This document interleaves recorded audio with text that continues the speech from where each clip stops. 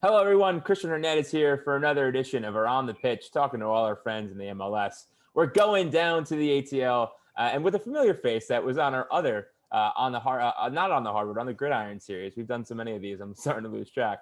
I'm pleased to be joined again by Julia Chongarlides. She is with A&B Sports and Entertainment. She is the director and executive producer of game presentation and stadium productions. Julia, how are you doing, and how's the season so far? Hey, I'm doing well down here in Atlanta. We're happy to get fans back. It's getting busy over here at the stadium, so starting to feel energized. Right. We'll start right there. The first match that you had in the middle of May, I believe it was against Montreal. 94th minute, winner at the death, which is kind of crazy. Fans are at 100% capacity. Just take me through your thoughts when you first were getting to the stadium, knowing that fans would be there, and over the course of the game, you kind of saw how it was playing out, and then as the ball went into the net, everyone just erupted. Just tell me about the whole entire day. Yeah, I mean, it was exciting. It was vibrant, full of passion. You could feel it in the air. From the moment I parked, walked down to the stadium to enter, just from security guards to guest service associates that were just saying hello, welcome to the match. We're excited to be back with you. So just good vibes, from everyone. Once we got in, our full-time game day crew. They were excited because last year during COVID, we were at a limited capacity crew. So this was the first time really to get everyone back together again. We could actually meet in the same room, socially distanced, of course. Our full-time associates were excited. So it was just really exciting to get back, to returning to normal. As soon as the gates opened, we started with our team arrival.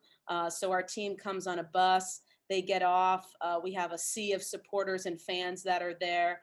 We couldn't really, high five the players yet, but just to see the support of fans that actually came out to see that happening.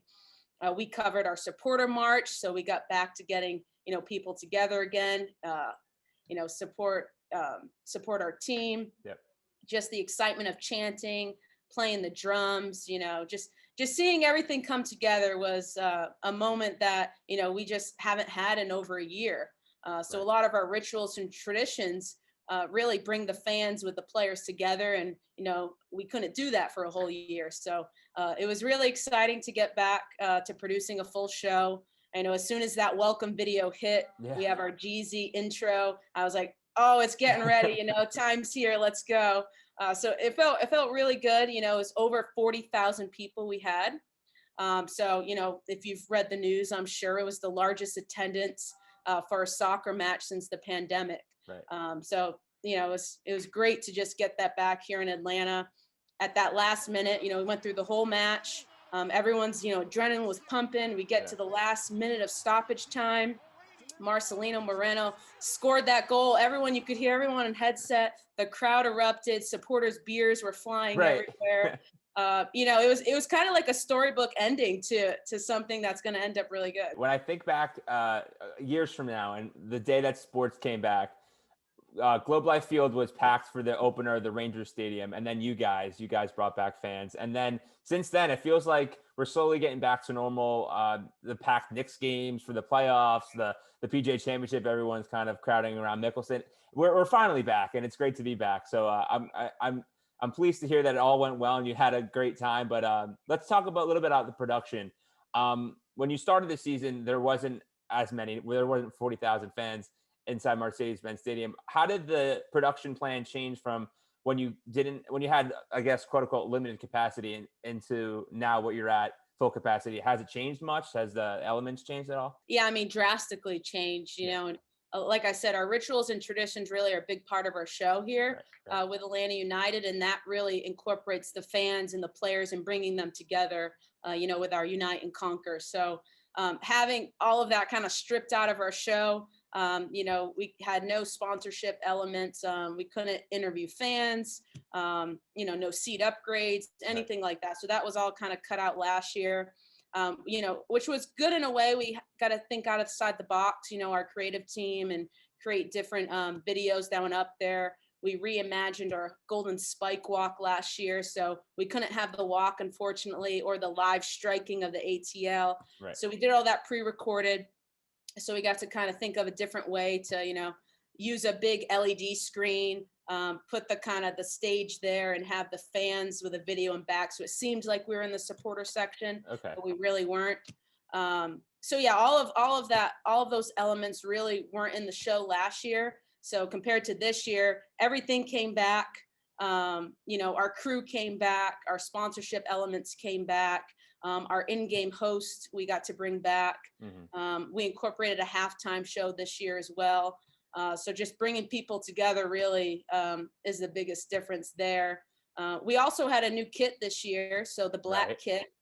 So all of our graphic design look drastically changed. We had to start from scratch and redo all of our graphic elements, all of our video, all of our redesigning and Tessera programming as well to build our show for the Halo board that you see in back of me here. So going back to, I believe we spoke in October with a couple of your colleagues from the Falcons side. Talk to me about how the lessons from the Atlanta Falcons season on the NFL season translated to what's happening now on the MLS. Did you learn some key things that have gotten you to this point that you, going back to when we started, you didn't know, but now it's super helpful now that even that fans are back and you've got more games under your belt? Yeah, I mean, starting last year, back when, we went through United season first right. during 2020, and then we started Falcons. So it was great to have kind of that experience of, okay, we know what the stadium feels like with no fans. It's not as weird. I mean, it was weird, but not as weird going into Falcons. But I would say the biggest thing now being, almost a year later is we utilized TVU for Falcons last year since we couldn't go out to people's houses or interview anyone. So we could do that all remotely. And so we've really brought that back for our United show this year, specifically with our team arrival and our supporters march. So we have a lot of our associates that go out with their phones just because, we don't have to put antennas up and technical mess of getting the feeds back. So that's been really great. We've been live streaming the team arrival with our social team, and really that collaboration is the biggest learning, I would think. Just having to work together with different departments and with each other to think outside the box. So bringing that in here, utilizing Microsoft Teams a lot for our talent meetings now during the week, so they don't have to come in, and it's more efficient, just to kind of prep for our matches that way. And another big thing would be our stats and storyline enhancements. Last year for the Falcons, we really dove deep into have our analysis reporter here because he was secluded, not in the bowl around anyone, and just kind of did that show there for the limited amount of fans that we did have. And so we brought that back for United this year. We have one of our full-time associates that work at the training ground, accompanied with our in-game host, and then just kind of, creating some sort of engagement of the game of soccer, and bringing back our rituals and traditions to really amplify those for the fans. Okay, a lot more that you guys are doing. What else? Yeah, absolutely. And then another big thing would be, visualizing those statistics. So with the next gen, with the NFL and Falcons, you get a lot of cool visually kind of looking stats. And so we've been kind of diving into Opta this year, and how can we make those visually appealing for our soccer stats and our soccer fans? And how do we redo our dashboard so that it's efficient, that we need to, have everything in order of doing our bump backs all on one page, or having our sponsorship elements at a click of a button that we can get to them faster. So there was a lot of learnings, unfortunately that we had to go through it, but a lot of learnings did come out of it in the long run. You took the time to kind of refine your operations to make sure they're streamlined and not so hard to do when it came time to, when the fans did come back. It wasn't like, holy crap, we're kind of caught with our hand in the cookie jar and didn't know what to do. We're part of time for the part of the program where you give shout outs to your crew members. We did it on the Falcon side. I'd like for you to do it as well on the Atlanta United side. Are there some individuals you like to give credit to, or just overall how proud you are of your team? Yeah, absolutely. Before COVID, unfortunately, we had some turnover. So we actually went through our entire 2020 Falcons and United season really understaffed.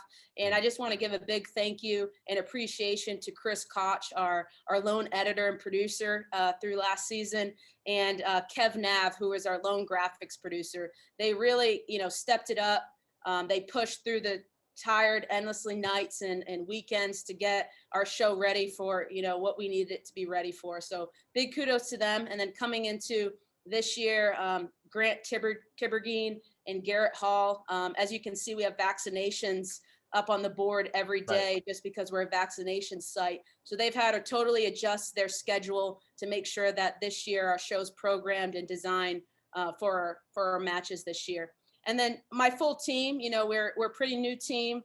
So it's exciting to see them, to see a full show in action and to build something from concept to completion. So Tom McGuigan, Kev Nab, DeQuan Sims, Lexi Tees, James Dawkins, Chris Koch, Daniel, Jada Meadows, Grant Garrett, Carly Smoltz, Cherie DeYoung, Erica Aram, Steve Smith, and Brandon Petaway. They've been rock so far, and we're learning together, setting our foundation, and just trying to build the best show that we can for our fans and for our team. No better time to have a new and fresh team when things are back to normal. They get the full effect of being in game presentation, and I'm sure you guys are having a lot of fun. Julia, thank you for taking the time as always.